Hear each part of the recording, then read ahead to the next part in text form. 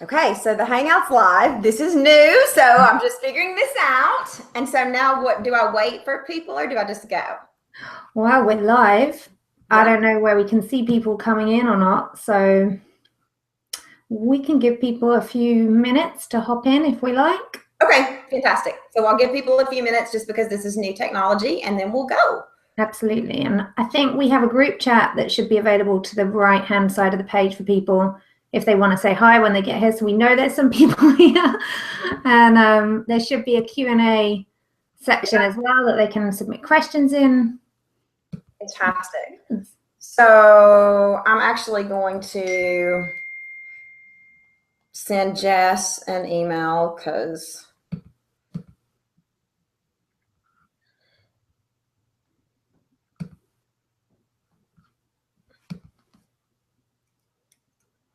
okay, so Laura, I can actually see the viewers here. Like it doesn't show any yet. Okay. I've just had a text from somebody saying they're getting a Google Plus page. Jess is in. So Jess, you can see us. I think possibly the people who opted in after the email went out didn't get an email, so they were just relying on clicking that link on the thank you page. Okay, Jess, one more thing before okay, people are coming in. I see them now. I can see them coming in. Yeah, so you got a message. Sorry, we've got a little technical issue we're figuring out here. So you got a message from somebody saying they got the Google Plus page? Yeah. Okay, will you have them email Jessica at hendrickshow.com? Yeah, that's cool. Help them get in.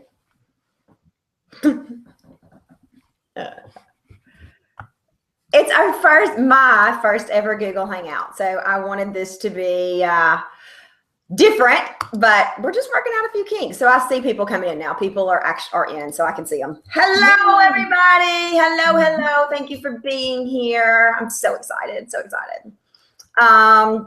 I'm going to give people just a few more minutes because they're coming in kind of all at once. So we just want to make sure. So I know we're supposed to start right at 2, and we're going to do that. But actually, we're going to give people just a few more minutes to make sure they get in. So give me 60 seconds. Go grab 60 seconds exactly. Go grab a drink of water or whatever you need. And then Laura and I will kick this sucker off. Thank you so much. Yeah. Can you see that? I don't know if you can see it at the bottom, Laura, but I can actually see people coming in. I can't see that, no. Okay. All right. Ooh, it's very, very sounds exciting.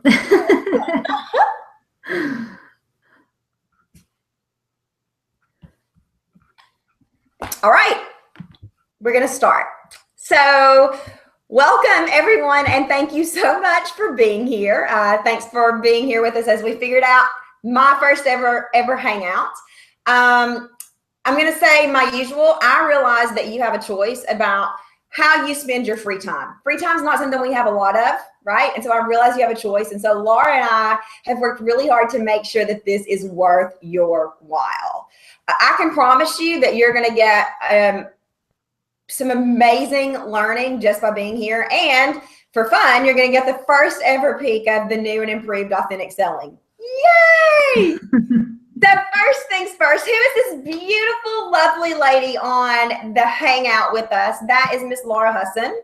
For those of you who don't know her, Laura Husson is a web developer, designer, branding expert. I first met Laura actually as a customer when she came through sales school last year.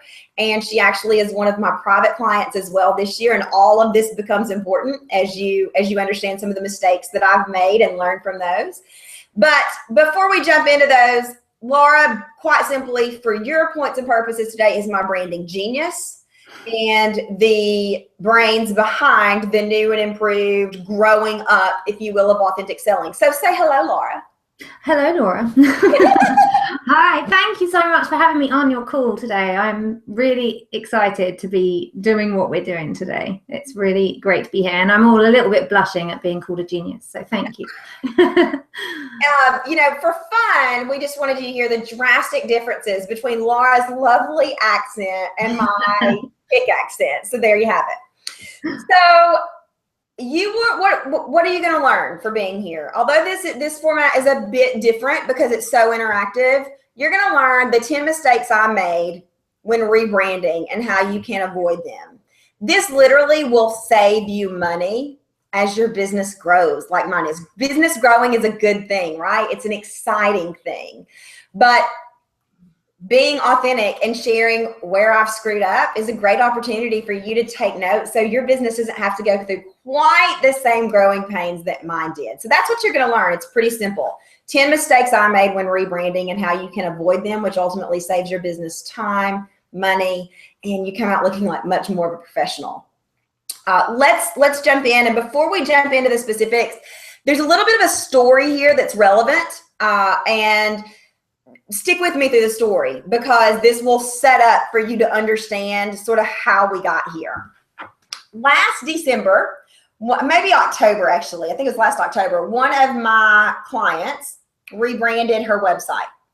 And I fell into the compare and despair trap that we all fall into from time to time. I had it bad. I was like, oh my gosh, this is the best thing since sliced bread. I have to rebrand. I have to rebrand. Like, your brand is so awesome and does exactly what you need it to do. And I want to rebrand. Within 24 hours of having that exchange with her, I had hired a web designer who was marvelous. Just so we're clear, everything that we're talking about here today is my mistake. It has nothing to do with any web designer that I have ever hired. These are my mistakes. So I had hired her web designer to rebrand KendrickShope.com into a more professional type look, an accurate representation of where I wanted authentic selling to go moving forward. Within 24 hours, I had hired a designer. Now, obviously, you're going to get a couple of bonuses here just for being here because I always give bonuses, but there are two red flags right there that I wasn't even going to cover. Number one, I hired a designer within 24 hours, having no clue, and I hired out of compare and despair when I should have checked myself at the door. So mistake number one is when you see someone's new site, don't go into compare and despair. Do not go there. Number two, don't hire somebody like that. Do your homework. Designer was fantastic, but I didn't know what I wanted. So how could he deliver? He couldn't. As the new site got ready to launch on March 4th, my birthday of this year, I knew something was off, but I didn't know what it was. I couldn't put my finger on it. And it got closer and closer and closer. And I got on the phone with some people and they basically said, just do what you like. Well, the problem is I don't know branding. If you're going to hire an expert for selling, I'm your girl. I'm your woman. But if you're going to hire a branding expert, not your person. So I made decisions based off of, yeah, that looks pretty. Yeah, that looks nice. Yeah, that's a good picture of me. Yeah, I look really good in that picture, and I don't normally look like that. So I made decisions like that for my website. So March 4th hit, my birthday. The website unveiled, and within about, 3 or 4 hours, I got a message from one of my lovely clients. Her name is Miss Laura Husson. And she said, can we talk? And again, I had this intuition, this gut feeling that something was a little off. And so we hopped on Skype. And Laura, I would love for you to just talk a little bit about making that call and the things that really jumped out at you as a professional, as someone who knows this industry so well about the site. And again, this is absolutely my stuff here, not the designers. These were my mistakes. But Laura, can you speak to that a little bit? Sure. So I feel when I sent that message because I spent a long time sat before, from seeing the site to sending that message through. I said, what do I do? What do I do? What do I do? Because I was excited to see your new website. I was really keen to see the next level and where you were heading. And obviously it's my thing as well, and I love seeing what they're doing. So when I hopped over live, it's out there, I kind of just stopped. And exactly as you said, I wanted to reply with something positive, and all I could say at that point was, the pictures are really pretty, because they still are. But what you had was not the upgrade that you were looking for that was going to take you to the next level in terms of perceived status and expert establishment that you were definitely on track to head towards. So I messaged you. I know that I sent you initially a couple of things saying you might want to pass these on to your developer, because these are things, I know what it's like when we launch, like, you know, with what we're doing today, goodness knows what will unfold. But, you know, trying to be helpful. And then I thought, yeah, that I haven't quite done enough. So I wanted to talk to you to just firstly gauge how you felt about it, because if you were feeling on fire and on top of the world about it, I was a bit nervous about bursting that bubble. But at the same time, I felt like I had some kind of responsibility, given our working relationship together with me as your client, that it would have felt almost dishonest for me not to have said what I was thinking and feeling, which was that what you had out there now was taking your brand backwards rather than forwards. Yeah. So imagine being someone's customer and seeing all of this and saying and having to call the expert that you've hired and have this conversation. Needless to say, on my birthday, I kind of felt like I got hit in the face with a sack of tomatoes the whole month of March, because what Laura so bravely told me kind of started showing up everywhere. So Laura and I had a very honest conversation, and I will forever be grateful for that conversation. But that really was just the beginning. What happened after that was I had a meeting with my, who I call my business besties. And these are people who all run an extremely successful business, and they're in our world, they're in the online world. And I asked them for feedback about my brand, about my business. And I'm feeling pretty good. I mean, I've created, you know, $250,000 business here. I feel good about it. We have plans to go to $1 million. We're going to get there. I feel good about what I've created. And so I asked for feedback. And I can always trust these people to be honest. And again, this is more tomatoes, sack of tomatoes. That's a Southern saying. But it was like, yeah, what you do is cute and it's fun and it's entertaining. But without going through sales school, I wouldn't have seen how smart you are. I wouldn't have seen the sales genius. I wouldn't have seen how you can help my business. That's a problem. If people enter your storefront, if they come to your website and they say, yeah, it's fun, but I don't know how you can help me. But the scariest part about all of this was what one of my very best friends said. And she said, it's inauthentic. And I was like, what do you mean it's inauthentic? I mean, the brand is authentic selling. If I am putting something out that's inauthentic, we have a problem. And she said, the image that you portray on your website and on KTV is not the person you are in live, one-on-one. So when people hire you, there's a little bit of this holy mother of God. What have we done? Because this girl is intense. This woman knows her stuff. She wants to get it done. And the fun is there. We can still have fun. But the singing and dancing come later in the celebration, not in the initial, we're going to be goofy and make $1 million. Those two things don't go together. And so I remember sitting there in Santa Barbara thinking, holy cow, I have a brand that is called authentic selling that is inauthentic. That's a problem. And then the final, well, not the final, there are two more straws here. The next thing was I have a coach.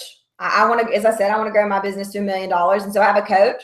And so with the new website, she gave me feedback and she said, I would land on this website. And if I'm $1 million business, I would not hire you. You look like a life coach. The branding, there's nothing wrong with a life coach, but you're not a life coach. The branding is all focused on Kendrick being happy, and that's fantastic. But the branding needs to be focused on what authentic selling can do, and that is make your business money. And so maybe in an attempt to prove all these people wrong, to prove Laura wrong, to prove my business besties wrong, and maybe even truthfully in an attempt to prove my coach wrong, although really I knew they were all right, I sent an email to some of my favorite customers. And I said, please, if you'll take a minute, tell me why you hired me. And basically wanted to know what was the first touch of the brand that you got. And if it was KTV, did that prevent you? KTV is not the brand, but that was the first touch. Did it prevent you or help you, encourage you to buy from me?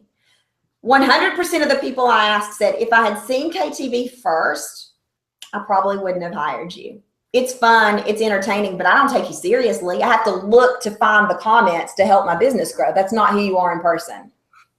And so I began to realize that people were hiring me a little bit in spite of the brand that I have created. Now, let me be really clear. The brand has done a lot of great things for me. I have built a very successful business as a result of this brand. So I'm not knocking the brand, but it was time for the business to grow up. It was time for the brand to grow up. Yes, we can still have fun, but if you're going to have a business that is called authentic selling, you damn well better be authentic. And so that is why we're doing this. That's why we're here. So I'm going to move over and scroll down on my notes because I'm a little bit nervous about all this. This is pretty long for me. So I was floored. I was floored at the response, and all of this didn't happen in this exact order, but I knew I needed to rebrand, and I wanted to rebrand yesterday. I wanted this to look like the $1 million business that it was fast becoming to be. So who did I reach out to? I reached out to the person who was brave enough to make the initial phone call, which was Laura. And I said, this probably costs all kinds of lines because you're my customer, but you were the first person to take the initiative to say, this is not going to get you where you want to go. It's fantastic. It's beautiful. And it's not going to be the professional image that authentic selling needs. So I hired Laura and her team. And this is not a sales pitch for Laura, but let me just tell you that now I see how flipping important branding is. Like, it's blown my mind. So there are 3 lessons that I want to cover with you really quickly here about business in general. The first one is speak your truth. Laura spoke her truth. She gave me feedback. We had a tough conversation, and she forever has me as an ally on her team, for good or bad, as an advocate of her work, because she was willing to say, I'm an expert here. She didn't say that, but that's what she said. And there's some things you need to address. So business lesson number 1 to grow is to speak your truth. Business lesson number 2 is to get feedback and listen to the feedback. So I have a page of testimonials a mile long. None of those say, KTV pushed me away. None of those say, I hired you in spite of KTV. It's all about, I made so much money as a result of authentic selling. So I thought I was listening to feedback.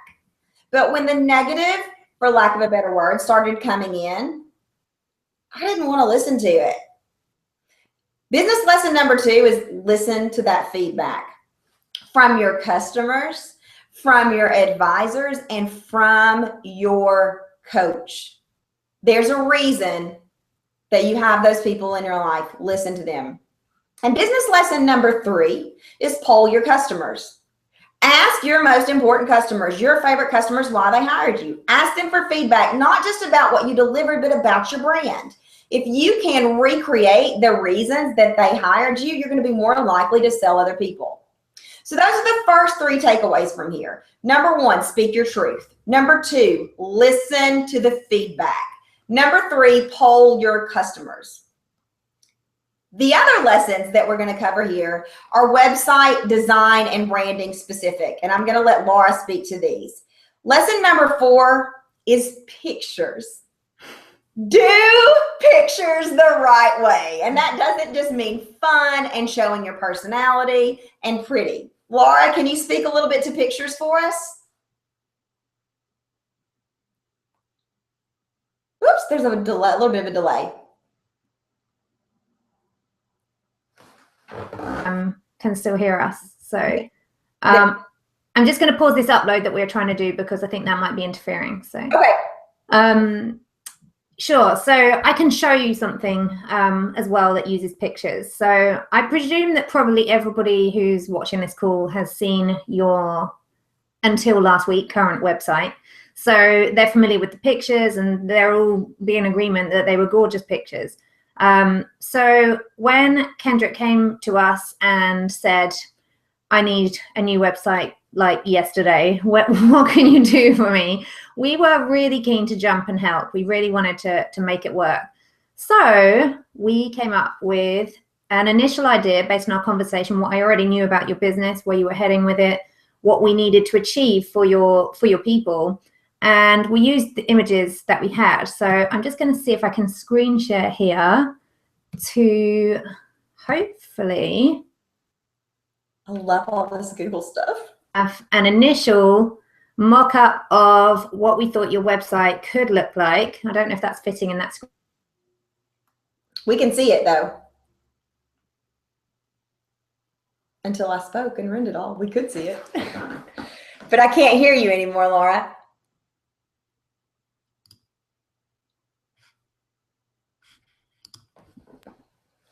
Can you hear me? Yeah, we can. Sorry, interrupted. We used the images that you'd had already taken for your new website, and we came up with a new look. And it was gorgeous, again. But the thing that it felt, and I can't remember who came up with this term, whether it was you or us or whether it came from somebody else, but the thing that kept coming to mind for us was like mum blogger or Martha Stewart kind of home baking. I'm going to show you how to live your dream life in your dream home. So that was the kind of feel that we kept having. So then again, we went away and we came back with a different, let me just change my screen again to this one. We thought maybe it was the image we were using. So we tried with this one. And we came back with, yeah, no, this isn't going to work. It came up with a whole different response of why this didn't work. But we liked the layout.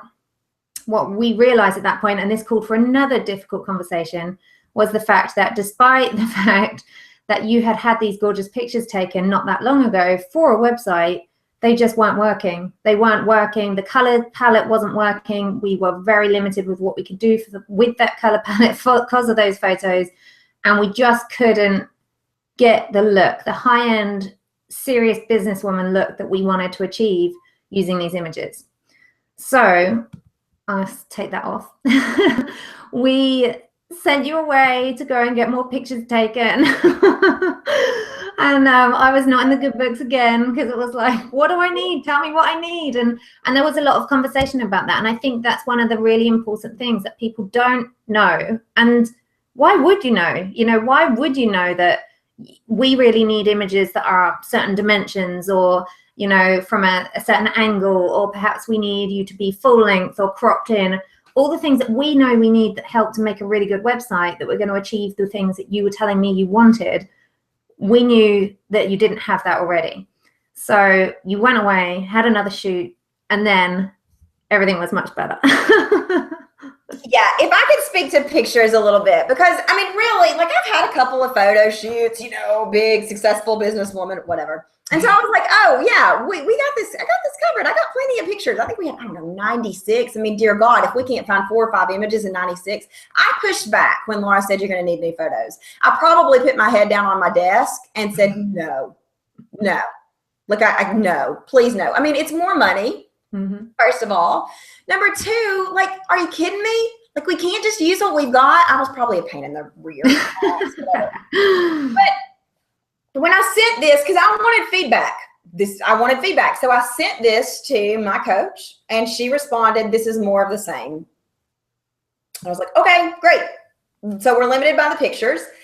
And then the lady who took my pictures, who is phenomenal as well, when I reached out to her about getting pictures again, she was the one who said, oh, you're a real business? Her words were, maybe not exactly, you're a real business, but I thought you were a mommy blogger. Not that there's anything wrong with mommy bloggers, but, I'm out in the pretty fall foliage jumping. And she's like, oh, well, yeah, we need a different sort of look and feel. That makes perfect sense. So lesson number 4, this is a huge mistake I made when rebranding, is be clear on what your pictures need to do. And it's not just show your personality, because my personality could stretch from here all the way to Laura across the pond and back, but that didn't do my business any favors.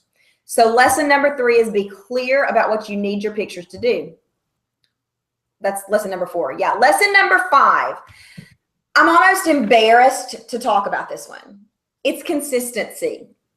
Consistency is one of the 5 foundations of authentic selling.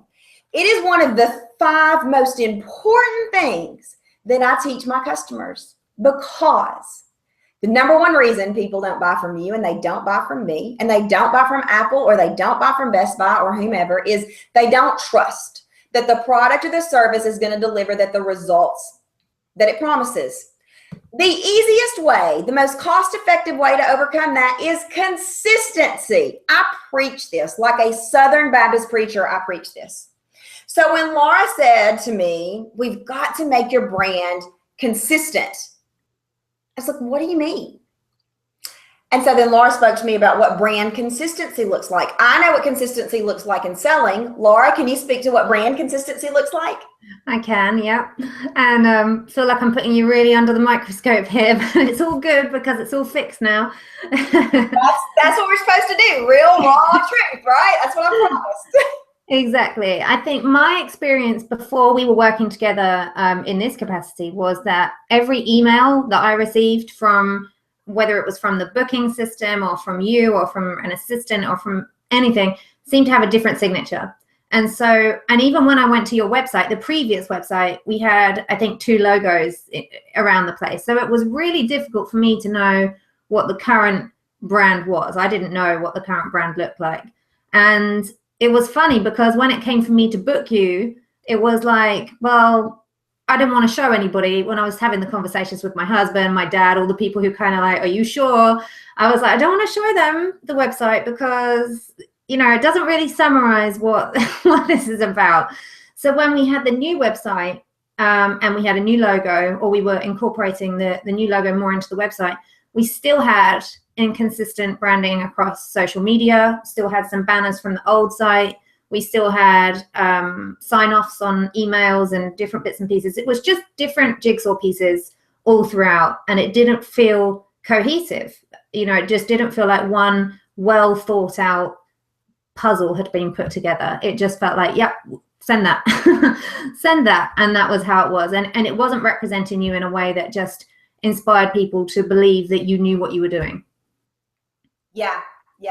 And so it's just further, like, obviously, again, I preach about selling and consistency, but I think that the thing here is being consistent across different modes of communication, whether it is your booking system or your social media platforms or whatever, right? And this is not something that everybody has to do straight from the get-go. And we're going to talk about that. But as you grow, that's what we're talking about. As your business grows up, as you transition into wherever you're headed, these are things to consider. So we're going to review really quickly. Lesson number 1 is speak your truth.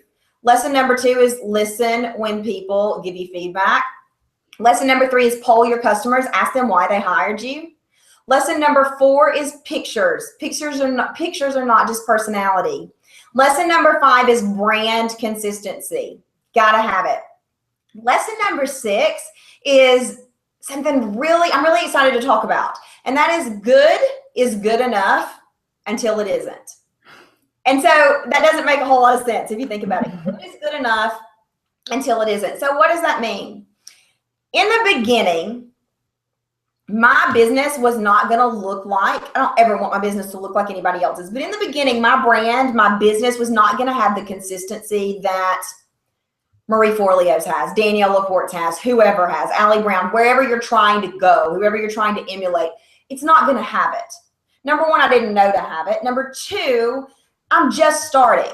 Your job when you're just starting is to figure out what you do, figure out how you can help people, and help as many people as possible so that they're talking about what you can do. That's what you do when you start. And I did that really well. And good was good enough. You know what I mean? So it was okay. There were mistakes here and there, and good was good enough. And there will be mistakes moving forward as well. But good was good enough. Good was good enough to get us to whatever I said, $250,000, whatever it was. Good was good enough until it isn't. Until you're really clear, until you have the foundation to say, I am heading towards $1 million business. What does that look like? And it wasn't just being good enough anymore. It was, how do we work smarter? How do we work in a way that is professional, that conveys what we can do? Because now I know. Now I've done this for 3 or 4 years, and I know exactly what I can do for your business and what I can't. I don't need to look like You're going to hire me to teach you baking tips because God help you if you do. Not my cup of tea. So, but good was good enough. So this is not about slamming anything we did before, and good is good enough when you start out. It's just like your offer has to be good enough to get results so you can grow. So lesson number 6 is good enough until it isn't. And how do you know when it isn't? When you've got that long-term plan and you can see the next couple of steps. You're never going to be able to see them all, but you can see the next couple of steps and know, I need to make some changes beyond good is good enough. So it's like from good to great. Does that make sense, Laura? Yeah, totally with you. And I think it's really important to state this because we're talking about, something high end and polished and how we didn't quite get there last time.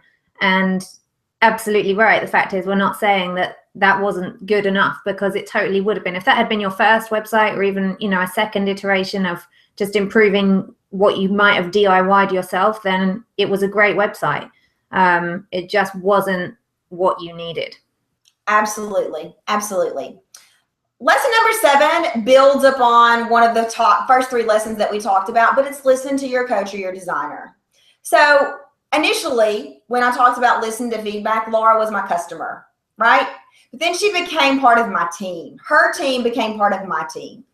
And let me tell you, and I think I've already spoken to this, I wanted this done yesterday. Like when I realized we were going to do it, I wanted it done yesterday, and I pushed. And I would send Laura emails at 4 a.m. my time, and she'd be like, what are you doing up? And I'm like, I'm sorry, but can we make it move any faster? Can we this? I pushed and I pushed. I was probably a pain in the ass again. But I needed to trust Laura's process. And she was fantastic about this. Like, she was wonderful about this. But what she said to me was, we're not launching this sucker. She probably didn't use the word sucker until it's right. So no, Kendrick, we can't leak the logo. We can't put up new pictures. No, we can't. No, the answer is no. She bossed me around, and I loved it because this is her area of expertise.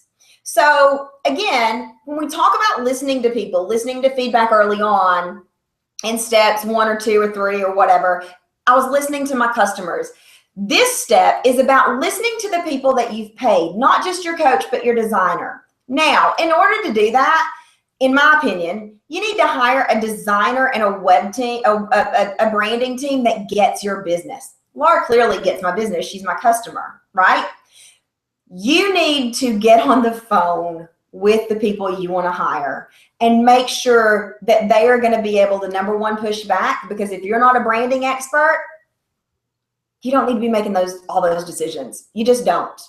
Laura, can you speak to this? Absolutely, yeah. And following on from what you just said, the getting on the phone part is so important. We speak to so many potential clients who have had a hideous experience. And I don't believe that that's all down to the fact that the internet is filled with terrible web pro teams, because I'm quite sure that's not the case. I think what happens is we see somebody else's website and we think, oh my goodness, that website's amazing. I want them to do my website. And then you take all your expectations and your hopes and your goals and your business dreams, and you go and you speak to that team of people, or the person, if it's an individual. And if it's not a fit, or if you're working together in a compromised capacity, whether it's you've had to negotiate on budget or time or anything else, they've had to squeeze things in to get you in because you really wanted something to happen. There is no room for compromise in this, and that is the thing. And if you don't have that click, if they don't get your business, they don't have to be an expert in your field. I'm your client because I'm not an expert in sales. So, but they do have to understand what you're trying to achieve and to take the time to do that. And I think that that's very often the missing piece. And again, I think we mentioned this earlier, there's all this importance placed on how it looks and how it, what the end result looks like. But if it doesn't have the really careful planning and the strategy put underneath everything else, it's really just a pretty website that doesn't necessarily perform in the way that it needs to perform. It doesn't do or achieve what it needs to. So the click, the personality click, is so important. And then it really is about giving yourself over. We've worked with clients many times where we've had much more difficult conversations than the ones you're describing, where they want to guide the process much more. And that's not what we do. I'm sure there are people out there who are happy to be guided and told what to do, but the point is, with us, when we work with people, we want to give them the best of what it is we can give. And yeah, it's not always, you don't always know best about what that is. So yeah. And so I think that we're wrapping up. We got a few more of these to go before we do the big reveal. We'll talk about that in a minute. But I think that this segues into something really important here, which is, it's not about you. My website is not about me and what I think's pretty. It's about the user experience. And this is something I learned directly from Laura.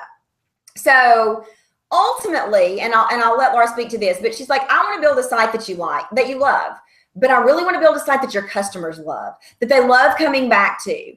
So when Laura talks about taking the strategy into play, like, we started at the homepage, and it's like, what is the goal here?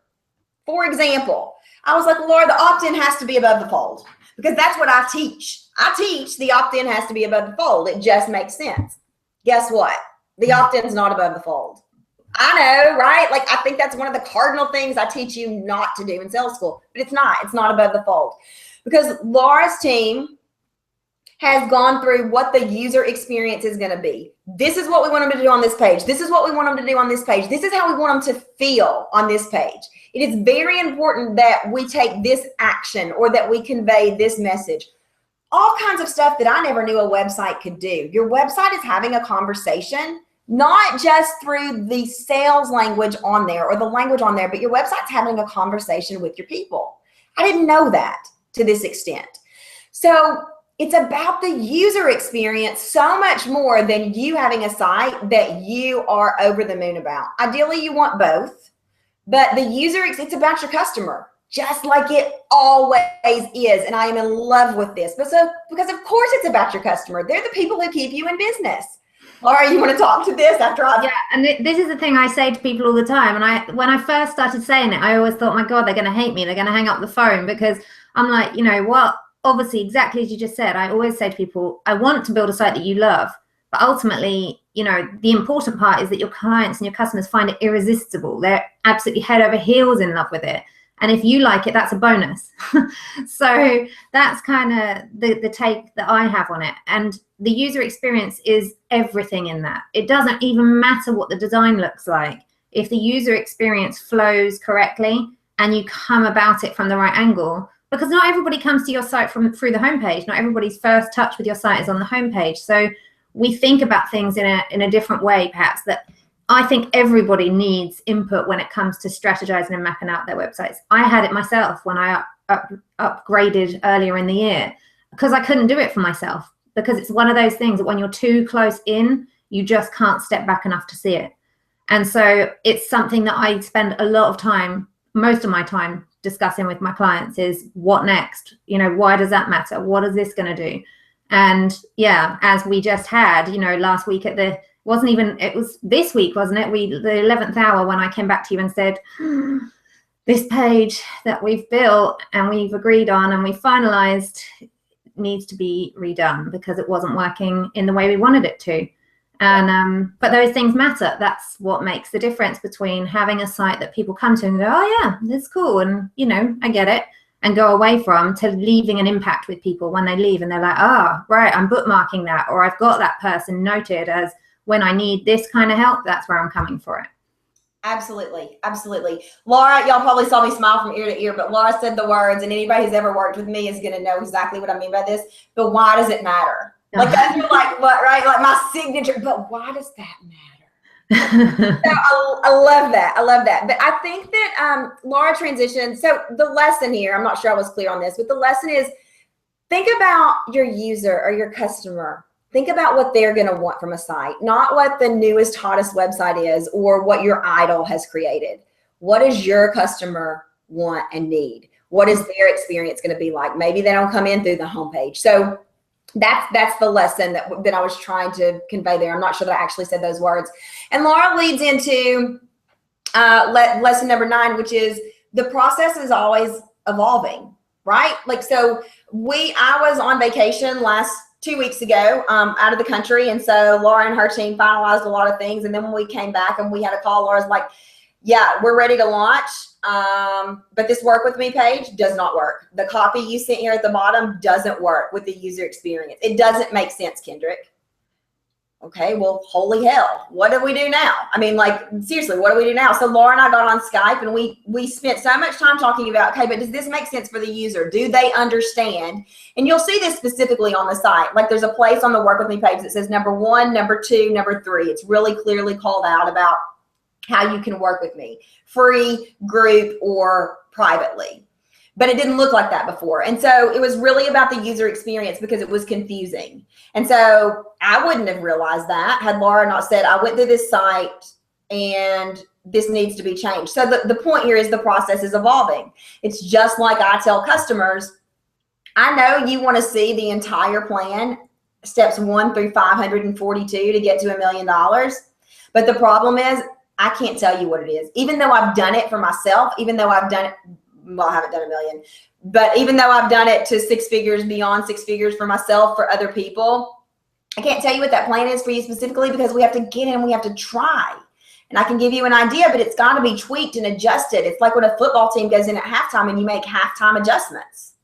So in order to have lasting effect, the process has to evolve. Is that right, Laura? Did I speak to that? Absolutely. And I think the important part that people probably don't know about the process that we go through is that at this stage, we've designed pages for you to see that aren't real web pages. They're like pictures. So we're sending you pictures of what the web page will look like. You're saying yes or no or giving feedback, and then we develop it. And we don't show that to you until we've got almost a completed jigsaw. I keep using that expression, but it's the best one for it. We've got all the parts almost all together. So as soon as I see that piece together, that's when I can see, you look at a page in isolation, and we do this when we write our sites as well. You know, when we're thinking about that page, what do we want to say on that page? And that's a great place to start. However, when you see it all together, it's like, okay, what about if they've just come from this page to this page? Does this make sense? What about if they've come from, you know, somebody else's site to this page? Does this make sense? And all those things matter. And that's where we had the review in the 11th hour and then rewrote the whole thing. But it works now, and it was a real investment because it's really turned everything from being, okay, we've done this, to yes, this is doing what it needed to do. Yeah, I totally agree. The final lesson here is it doesn't end today. It doesn't end on launch day. So there are going to be things that we need to change, no matter how good your branding team is, no matter how good your design team is, no matter how excellent I am in this process. I can guarantee you there are going to be things we need to change based on what Google Analytics shows, based on feedback that you all give us. There are going to be things we need to change, and that's okay. Launch day is not the end all be all. It's an exciting day, but at the end of the day, this is just the opportunity for you all to come inside the store and look around and tell us what you see. Tell us what you like, what you don't. And so one of the reasons that I was so excited to launch this way is it's different from anything I've ever done before. This Google Hangout is different. It's also different because I don't know of anybody who literally has put curtains up over a site and said, we're going to take them down live on the call. And so that's what we're doing. Like, it's going to go live here on this call for you. So while we do that, I'm going to take my glasses off and we're going to review the top 10 mistakes I made. And Laura's going to do whatever she needs to do. And then we're going to take the curtain down. Oh, and I'm going to give you all a chance to ask questions too, but let's review the top 10 mistakes first. So mistake number 1 is, or lesson number 1. Lesson number 1 is speak your truth. Speak your truth. Lesson number 2 is listen when people give you feedback, even if it's feedback you don't want to hear. It doesn't mean they're right. They could be wrong. I get feedback all the time that may be wrong, but I at least do my best to listen to it. And if you have an emotional reaction to feedback, that probably means it's right, but it means that now's not the time for you to hear it. So for example, when Laura gave me the feedback initially, I knew in my gut it was true. When my friends, my business besties gave me the feedback, I kind of wanted to prove them wrong. They're probably on the call thinking, yeah, we know you did. I kind of wanted to be like, dang it, but I built a really successful business and I'm going to prove you wrong. I really didn't want to prove them wrong, but I had an emotional reaction to it. I think I probably teared up a little bit, like, holy shit.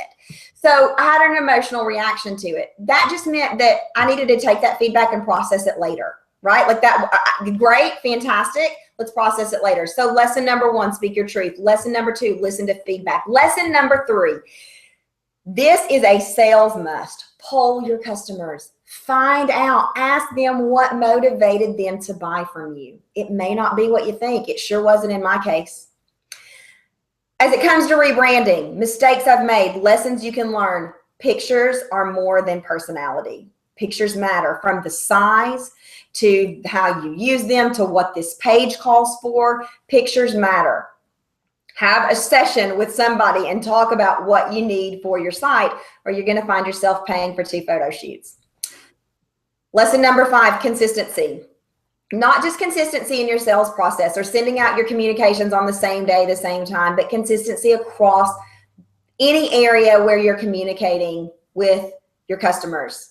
Social media, signatures. Consistency equals trust, and that equals people who are ready to pay you. Brand consistency is just as important as sales consistency. And that's something that you can do. You can start now, right? You don't have to hire a design team to go in and say, does my email signature match the emails I send out, to the email on my autoresponders, to the social media stuff? Like, does it all match? Is it congruent? Lesson number 6, good is good enough until it isn't. Until you can see the next few stairs and it's time to grow, until it's time to grow up. And that's okay. Be comfortable where you are. If you're starting out, good is good enough. If you're transitioning into something different, if your business is going up, then be comfortable saying, yeah, it's gotten me this far. And now KTV just isn't good enough anymore. It doesn't cut it. So we said goodbye to it. We're going to do something even better. Good is good enough until it isn't. Lesson 7, listen to the experts you have hired, even when you may not want to.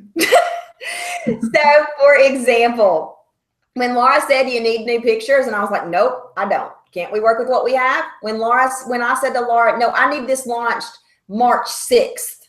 The new site came out on March 4th. I want it launched March 6th. Can we launch it then? And Laura said, no, we can't. We're not going to do it until it's right.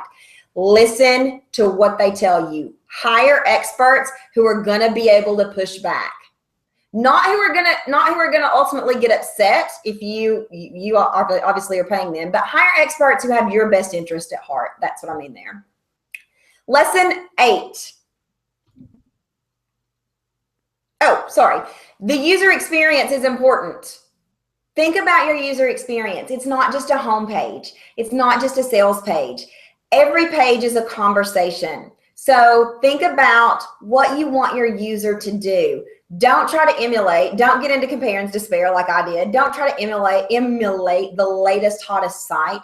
Think about what your business calls for, what your people need to hear, what you want your people to do, your customers to do at the end of this page. That's what's going to make you money. Lesson number 9 is being open to how the process evolves. So at the 11th hour, what we had wasn't working. You can't see the whole staircase until you're right up to launch day. And you know what? We can't see what's past launch day. Laura could. It's not going to happen. But Laura could take the curtain off and it could maybe not be there. That won't happen, but it could happen. And we couldn't see that step until we took the curtain off. So be open to how the process evolves.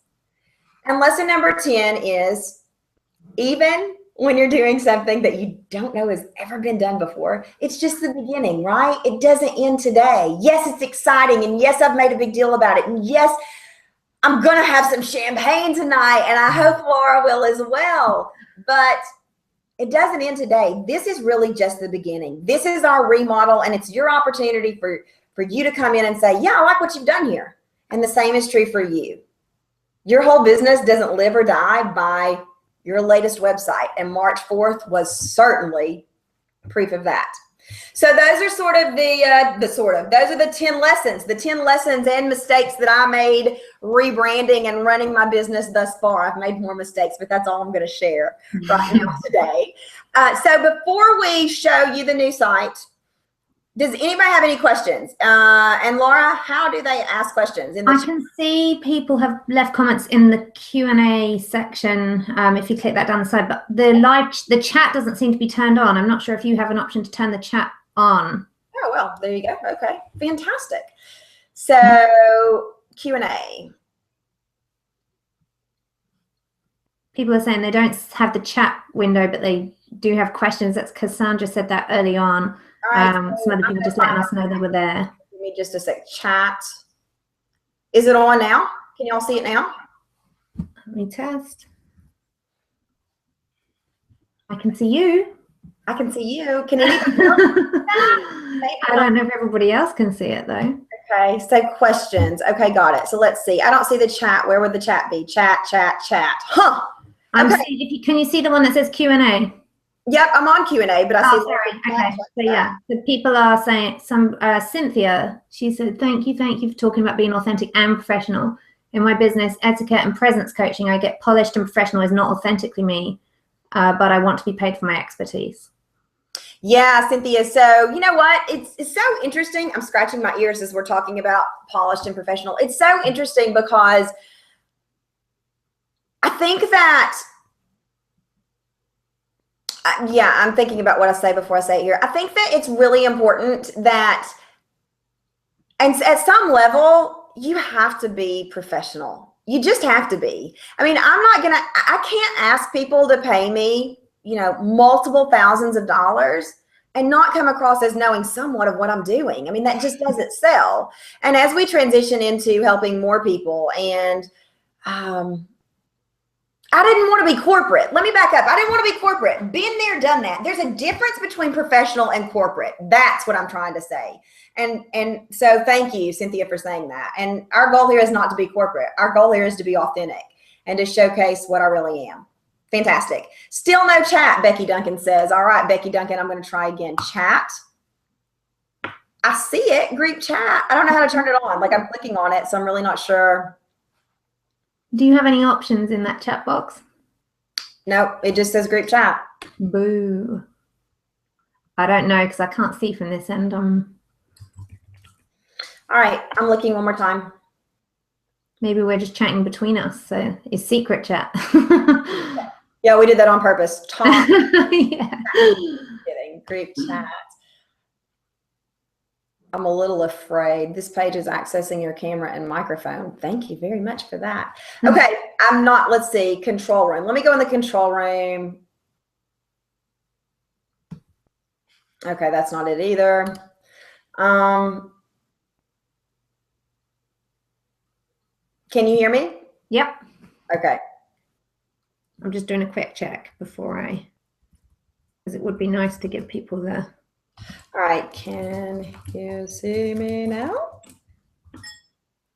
Oh, it has added Hangout Toolbox, it says. I don't know what that is. Yep. But... So I added the Hangout Toolbox, but not chat. So, okay, I'm going to just go away before I mess something up. So turn on Hangouts chat. Here we go. When you first, turn it on for your users. So sign in, Hangouts chat only. Hangouts. Oh, I think it's in the chat. Right. Yeah, I don't think it's okay. It doesn't look like a tick box. That might be something. So I'm trying to select it individually. Oh, you have to select it individually. Okay. Do you plan on removing the old traces of your previous brand? Oh, this is a good question. How far back do you update? We talked about this, Laura. We did. So I'm going to answer this, and I'm going to let Laura speak a little bit to this as well. But no, we're not getting rid of all traces of the previous brand. For example, their 2 years or 3 years worth of KTV. And it just is. KTV was part of the process, right? Terrific Tuesday tip of the week is still going to be there. It's just not going to be there moving forward. So yes and no. We're removing old logos. We removed old fonts, old colors, but the brand you know, the business has been around a while, and so I'm not getting rid of KTVs and content. We did rebrand all of the freebies, or we are rebranding all of the freebies so they match the new branding. Right, Laura? What else?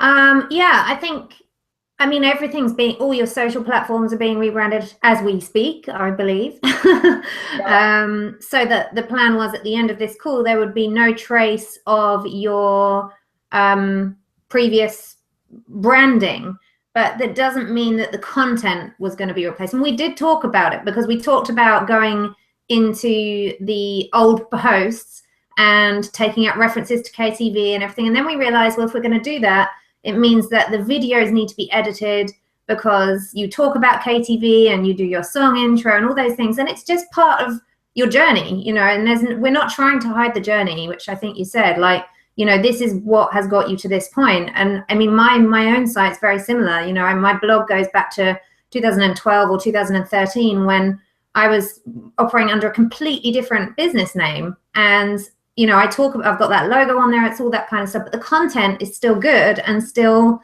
things that I would still say now. So I don't think that you need to eradicate every trace of ever having, we're not ashamed of it. It's just a case of, you know, things have evolved and moved on, and we're taking everything with us. Yeah, and I think Laura and I talked a lot about this. And so the really, I think there's some good learning here, that there's not necessarily, and maybe there is, but for me, there wasn't a right answer. I didn't want to do away with KTV. And as far as authenticity is concerned, so with a brand like Authentic Selling, I don't want to pretend like I just emerged like this, as professional as you see me today.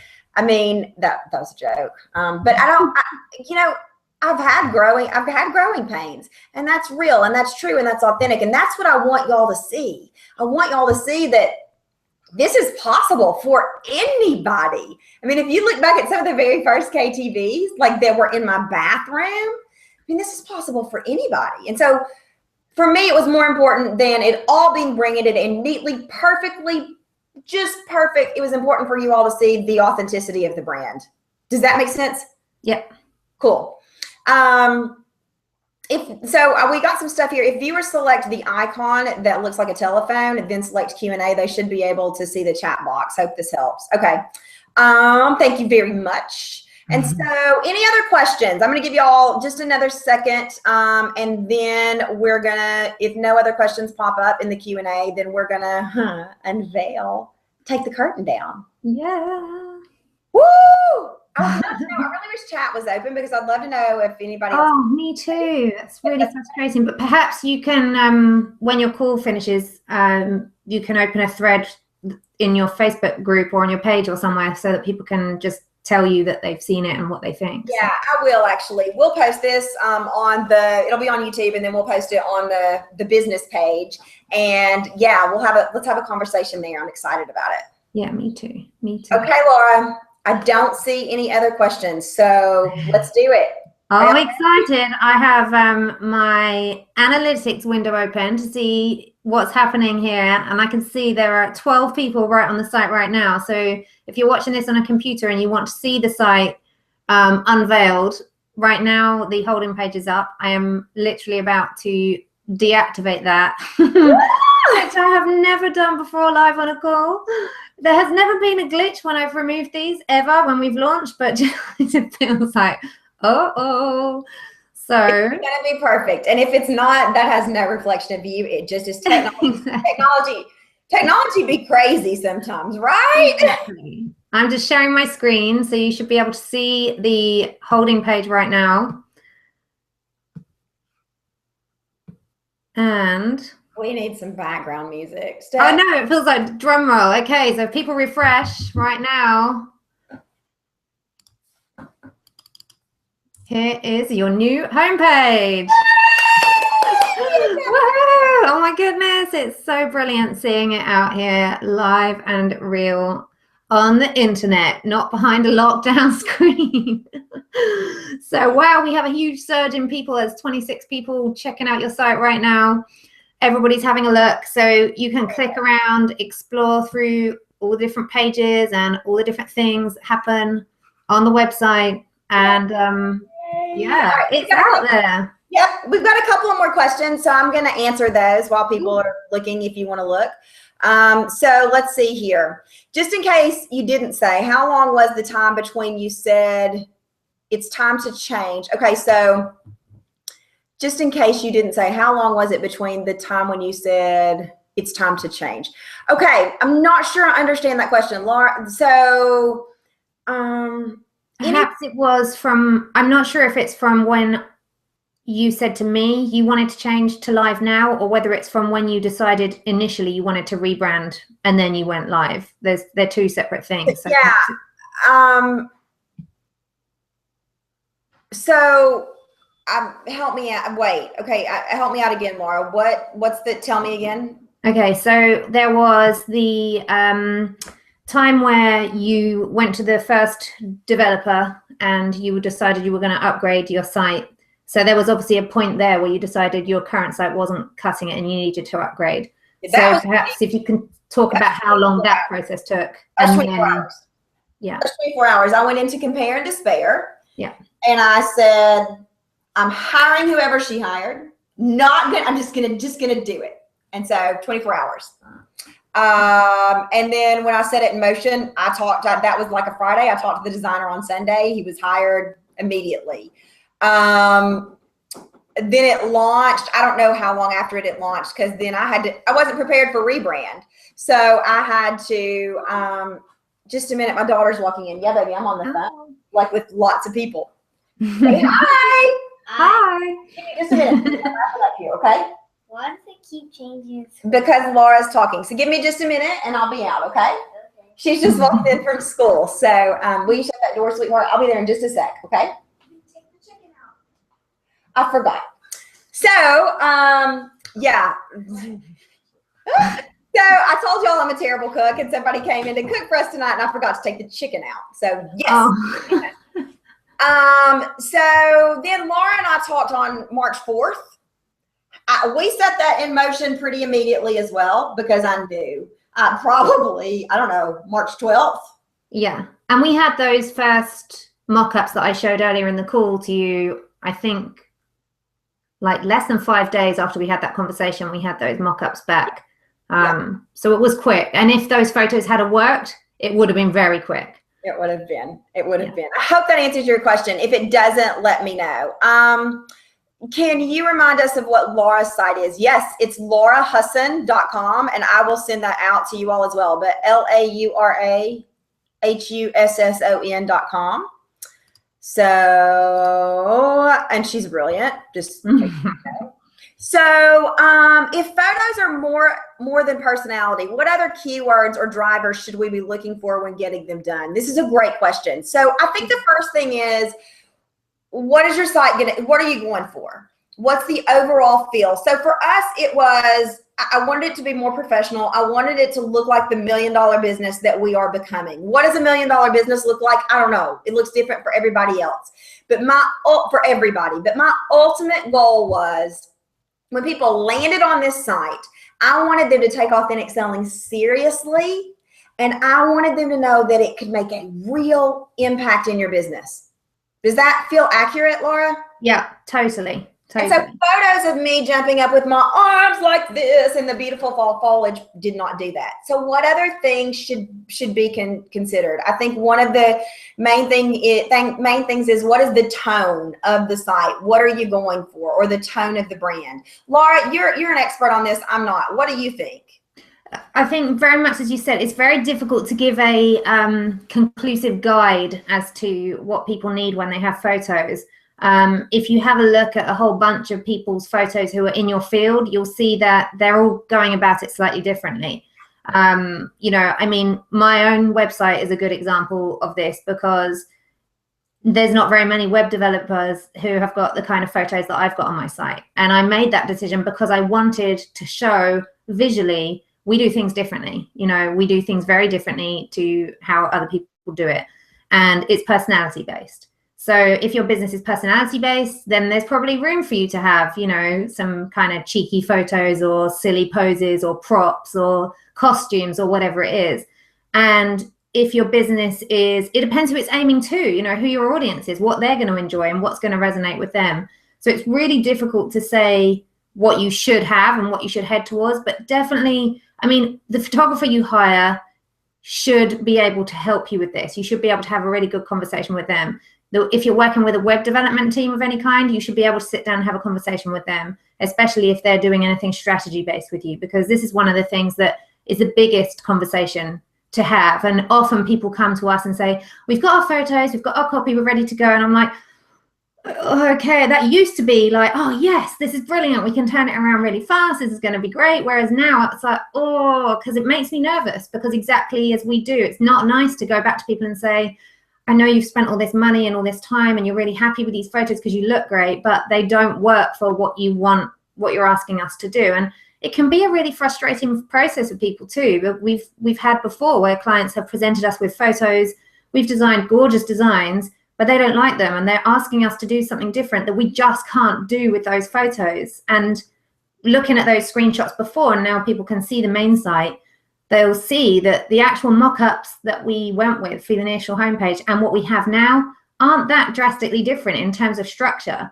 It's just the photo, the pose, the look and the expression and the background is just completely different. So it gave us a lot more creative freedom, and that's ultimately what you want. So I would definitely advise, if you're working with a team of people, get them all involved, you know, get them all speaking to each other, get their opinions, and just get a plan together. Definitely don't just turn up and have your photo taken. I think too, and this sort of maybe the whole rebrand mistakes, lessons can be summed up through pictures. Because I think had I had a really good conversation with my photographer, rather than just saying, I know what I want, we probably could have gotten a lot more professional looking photos. She is fantastic. Like I've got all these pictures where I feel beautiful because she's photoshopped them all. And I'm like, what am I going to do with these? I feel so pretty. Blake, don't you want another picture of me? But, I think that the truth is, she sums it up perfectly when she said, oh, well, and there's nothing wrong with this, but I thought you were a mommy blogger.